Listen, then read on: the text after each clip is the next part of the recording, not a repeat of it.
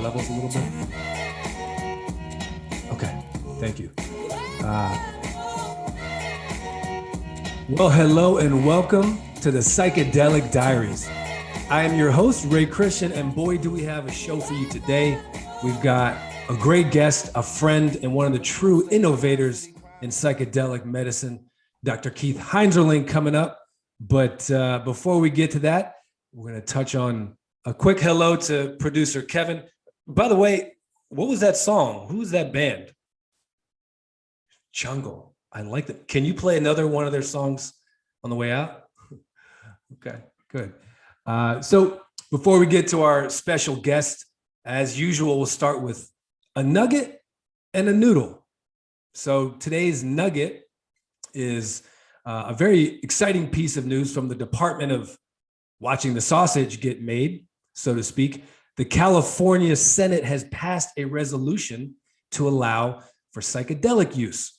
Now, there's many stages to be followed, and it's not done yet, but it's a very exciting development in this world and maybe headed in the direction that Oregon is also headed. So that's the one nugget, and the one noodle, something I've been noodling on of late in this space, is psychedelics for creativity. So we all know, or most of us know, that psychedelic use for mental illness has shown tremendous opportunity, some really incredible results. But what about the flip side? What about not just those that are mentally ill, but those that are already healthy? What can psychedelic usage do for them? This interconnected brain, a more connected brain, a quieter default mode network, what could that do for cognitive performance, for creativity, and maybe most importantly, how might we prove that? So the nugget and the noodle, producer Kevin, can we loop in Dr. Heinzerling? Let's see here. Dr. Keith Heinzerling, hello and welcome. Hey, how are you? Thank you. So Dr. Heinzerling is a physician board certified in internal medicine and addiction medicine. He is the director of the treatment and research in psychedelics, affectionately known as the TRIP program, clever name, at the Pacific Neuroscience Institute in Santa Monica. He is a graduate of the Psychedelic Therapist Training Program at the Center for Psychedelic Therapies and Research at CIIS in San Francisco. You know, Keith, obviously we're buddies, and I got to tell you, I'm super impressed with your work. But one of the things that impresses me, and one of my favorite things about you, maybe it's because you've worked in addiction medicine, maybe it's because you were a musician in a band, but it's almost like you are impossible to fluster. Why is that?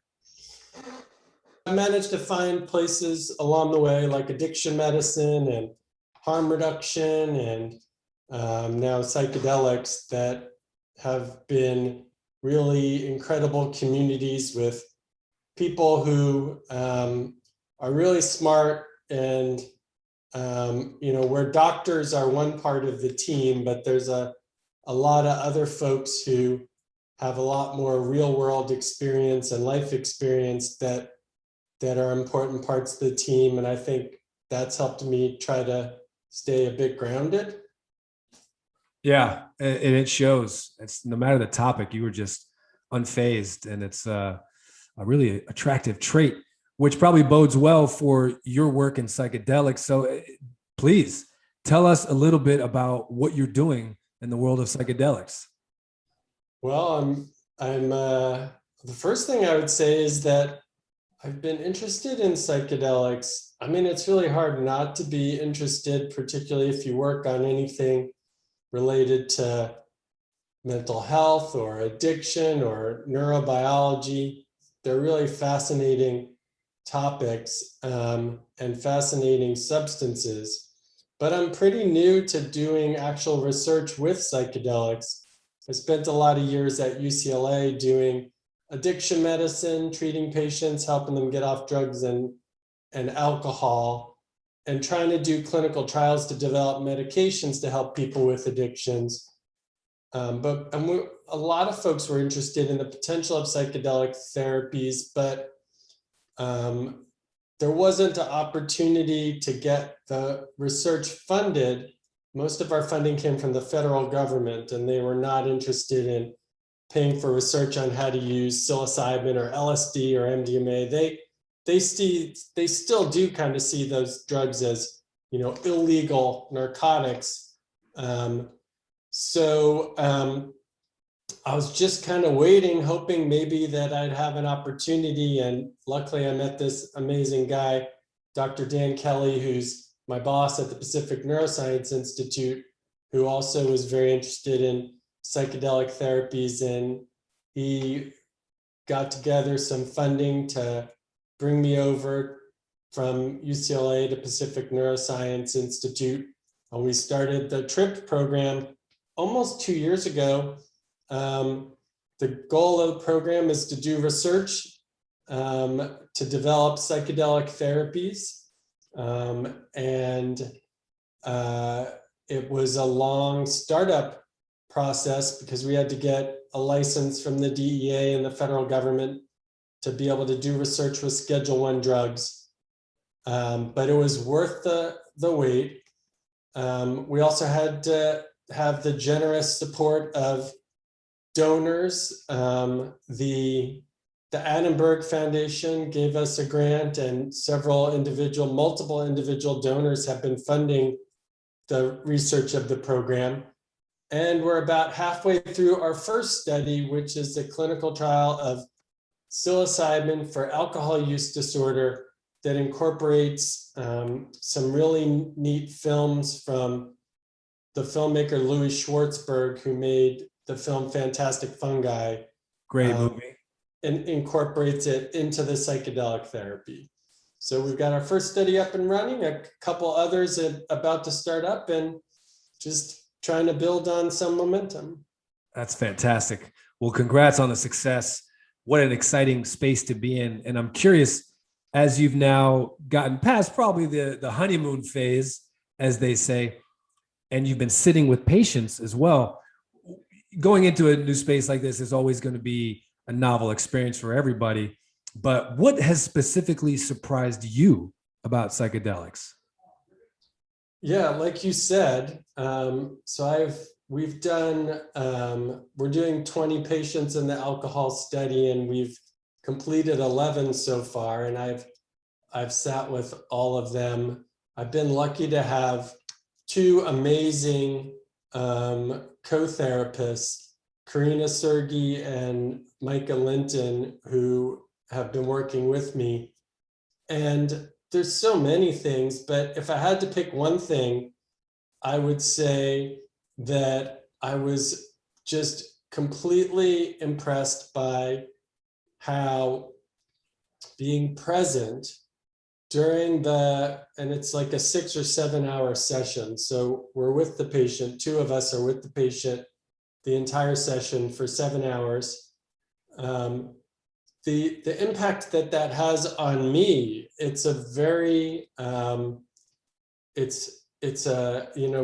staff will always notice afterwards, like when we come out of the session, you just feel a sense sometimes of real calm. Other times, honestly, it's a bit challenging because some very sometimes, challenging and difficult things come up with the patients, or, I remember one patient, and I knew that there was some past psychological and emotional issues, but just being face to face, when the medicine opens up almost like a portal to their subconscious or their mind, or I'm not sure exactly where. And just seeing the depth of sadness that this person was carrying around and came out, it was pretty draining. But it's enriching, whether it's even those cases, it just feels nourishing and enriching, and it's had a dramatic impact on me. I appreciate that share. And I think it's one of the more fascinating sides of this research that a lot of people don't see, especially those that haven't experienced psychedelics. And I'm curious, you talk about 4, 5, 6 hour experiences, and sometimes it's sad, sometimes it's enriching. Give us a peek behind the curtain. What are you doing for 4, 5, 6 hours as you're sitting with someone? Yeah, it's sometimes I'm a physician, and I talk to a lot of doctors, so sometimes I'm trying to explain it to them. But the way we're thinking about the psychedelic session is that it's a procedure, it's a medical procedure and a psychological procedure. So, I kind of feel like if you take the surgery analogy, we're not the surgeons, we're not the ones like in there operating. If anything, perhaps the psilocybin or the LSD or whatever the medicine might be the closest to the surgeon. But we might be the anesthesiologist.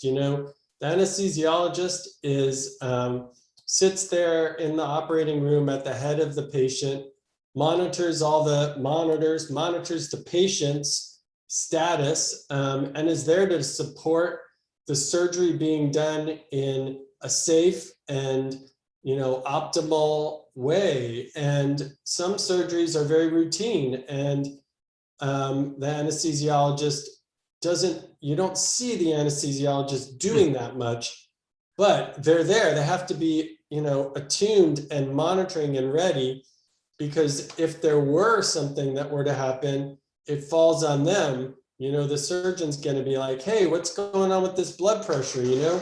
Come on, get this under control. I got the patient open up over here, right? So it's a little bit like that. There's some quiet aspects, but the goal is really to support the patient's experience as much as possible during the different phases of the journey. And so what you're doing at the start is different than what you're doing at the peak, which is different in the come down. I love this anesthesiologist analogy. That feels really apropos, and it's really insightful. And I think you had described it. You said at some points, because you're not on your phone, you're not on your computer, and as a very busy guy, that can be tough. And you said, I think we were having lunch, you said it was almost like a really long meditation. Yeah. I'm very, now there are a lot of people, a big debate is, do you need guides, facilitators, sitters, therapists, whatever you want to call them,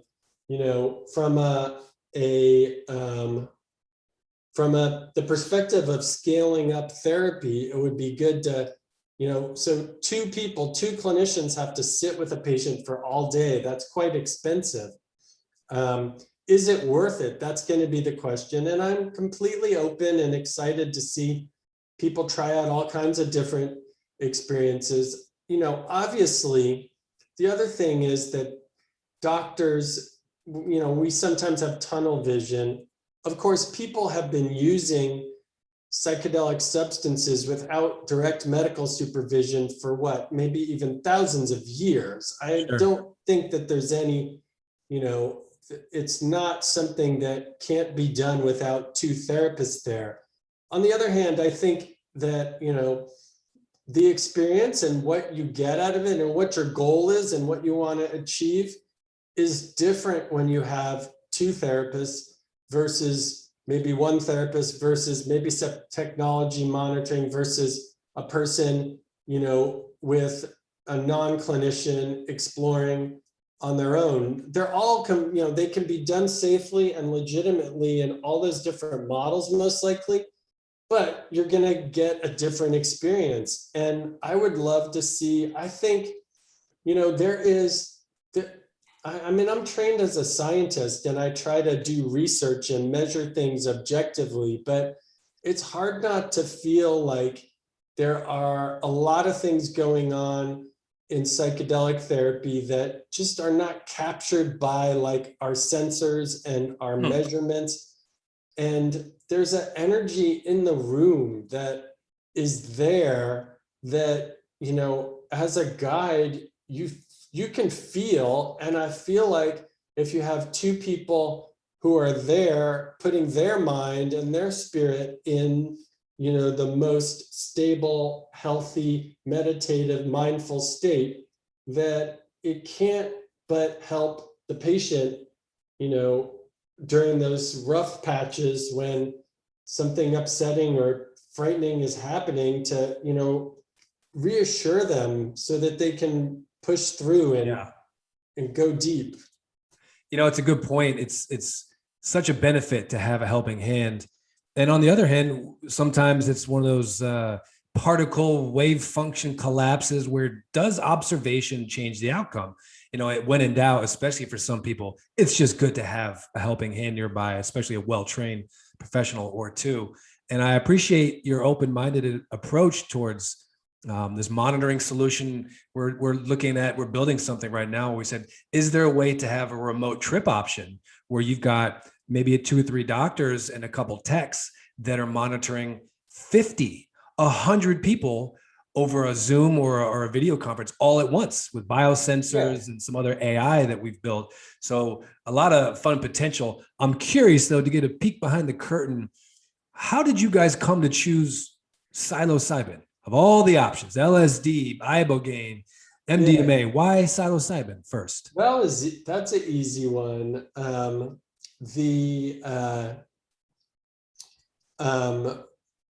The practical aspect was that myself and Dr. Kelly, my boss, were lucky enough to develop a relationship and a friendship with the folks that make up the USONA Institute, which is one of the companies that's developing psilocybin for major depression and other indications. And, you know, USONA is very unique. USONA and MAPS is working on MDMA for PTSD, among other things.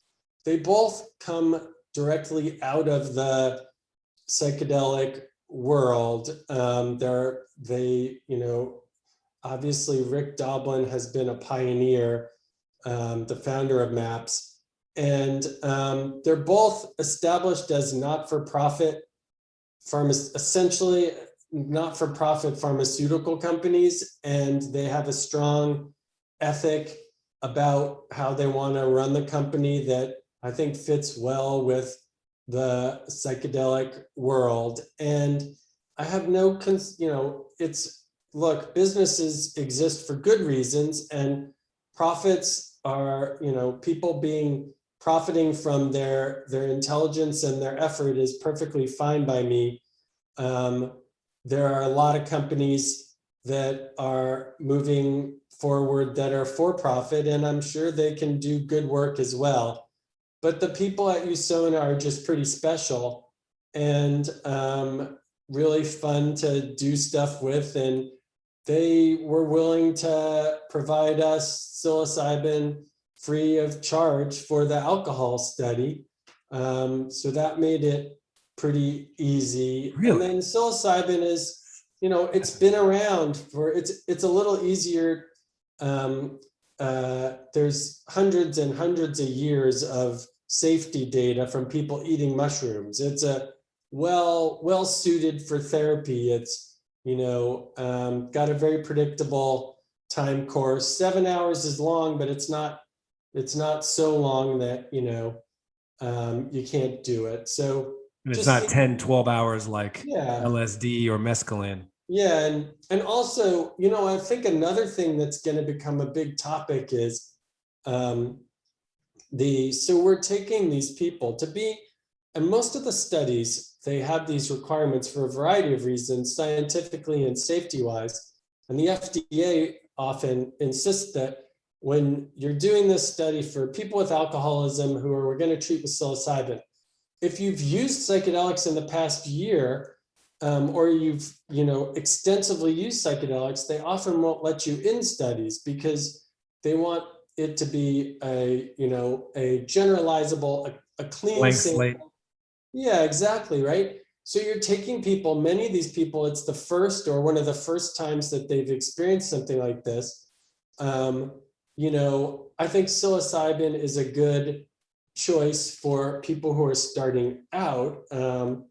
And By the way, you mentioned the FDA yeah, and this psilocybin discussion. Let's just pretend, wave a magic wand for a second. Imagine you are the drug czar in some hypothetical world, and you get carte blanche control over the DEA and FDA as they build and change potentially policy towards psychedelics. What would be the first couple things you would do? well, thankfully, I hope to never have that job because that's definitely not the type of pressure that I would want to have to do. God bless the people that work there. And I can tell you, it's the FDA are really smart scientists, and if you can prove something to them, show them good science, they're open to anything. And the DEA, the people that I've interacted with and worked with at the DEA to get our research going were really professional and very, they're not judgmental. They just want to make sure that you are following the regulations. So I found them to be very cooperative. But to answer your question, the path to, so psilocybin, LSD, MDMA, these are Schedule 1 drugs, illegal narcotics. Schedule 1 means no viable, legitimate medical use. So the pathway to getting that changed is to get FDA approval for an indication. So if psilocybin gets FDA approved for depression, the DEA has to reschedule psilocybin. It can't be Schedule 1 anymore. It has a legitimate use that's been shown to the FDA. What they schedule it at is going to be a big question. Do they still put a bunch of restrictions on it? CBD, they originally, once CBD got approved for epilepsy, they were going to make it like from Schedule 1 to Schedule 4. And then they just decided to drop it and say it's not a controlled substance. I doubt that'll happen with psilocybin, because psilocybin is Quite different from CBD. Psilocybin is one of the strongest. LSD and DMT are some of the strongest psychoactive drugs available. Now, a lot of times that power is for good, but CBD is just like, they're not in the same class, obviously. But right. The point is that for me, I started out in addiction working with people who were shooting up heroin in New York City, and HIV and hepatitis was going crazy. People were getting HIV from sharing needles, and people said, "Oh, you should quit using drugs, go to rehab," and they said, "I'm not interested in that." And then people started to say, "Well, what could we do to help them not get infected with HIV then?" And the obvious thing is, make it's safer for them to use drugs and make it easier for them to access, ways to reduce the harm from them using drugs. So I've always felt like that, heroin is a dangerous drug. Should it be legal? That's like you said, the particle versus wave. There are paradoxes in this world, and, heroin is dangerous, but the current system doesn't work either. So having respect for the substance, having respect for people, that, people can use a substance in a, meaningful and a thoughtful way, or they can just be like, messing around with it and harming themselves, but recognizing that that there are safer ways to use substances. I want that to rule for all, way. Yeah. for all drugs. 100%. It's got to be thought of. It's got to be approached with a very methodical avenue. So Keith, sorry to cut you off. We're getting a little low on time. We've got time for one little last segment. I'm going to put you on the spot if you don't mind. So this is what we call the speed round. Okay. So 3 questions for you. The idea is it's like a PTI Tony Kornheiser lightning round, 10-second responses if you can. So 3 questions to kind of get a little window into the Dr. Keith Heinzerling soul. So are you up for this? Okay, first question is, you run around the street, you hop into a bar, you sit down on the bar stool. Next to you is God. He says, hey, Keith, you get 1 question and I got to run. What's the 1 question you would ask God? Why are we here? It's good. Okay, next question. Time travel's possible. You get to go back and give Keith from 10 years ago some sort of advice or just talk to him. You get 10 seconds to say something. What would you say?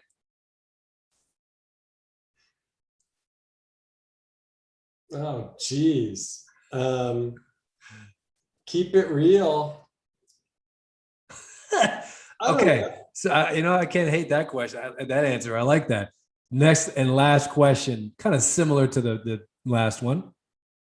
Imagine time travel is possible, just not yet. And all of a sudden, Keith Heinzerling from the future, 10 years in the future, is zapped into today and he sees you. What do you think he might say to you in 10 seconds? Oh, read more books.